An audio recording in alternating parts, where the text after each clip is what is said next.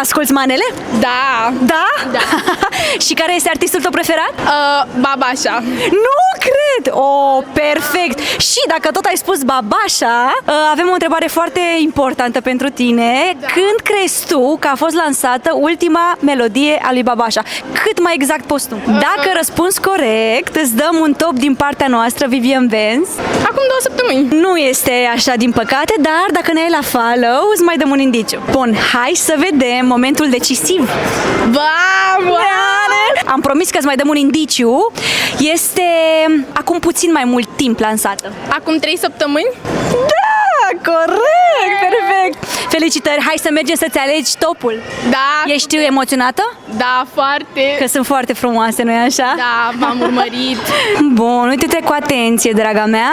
Și mai am o întrebare pentru tine, așa, de curiozitate feminină. Ai iubit? Da. Nu. Nu. Păi de ce? Momentan mă axez pe studii. Foarte bine. Dar cu siguranță zic eu că purtând aceste topuri de la noi... Voi atrage privire. Exact! Uite că știe. Bun, hai, alegeți ce-ți place ție și după aia mergem să-l probezi. Acesta? Bun, să vedem mărimea. Ce mărime porți? XS. XS. Colegele mele te vor ajuta și vei merge la cabină. Să vedem cum arăți după, nu? Wow! Ce frumoasă ești! Da, mulțumesc. Îți place? Da, foarte mult. Stă foarte bine. Mulțumesc. Cât crezi tu că costă de fapt acest compleu, acest maieu?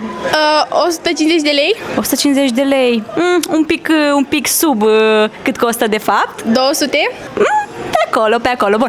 Deci, ai mai cumpărat de la noi de acum înainte, având în vedere că îți place atât de mult maieul ăsta? Da, a fost o experiență foarte frumoasă, da. Ne bucurăm că ai participat la challenge-ul nostru. Mulțumesc. Și felicitări și mă bucur că ne-am cunoscut. Mulțumesc și eu. Pa. Dacă vrei să câștigi și tu ceva gratis din partea noastră, vino la Vivian Vance în Park Lake. Nu știi când venim cu un lucru vestimentar gratis pentru tine.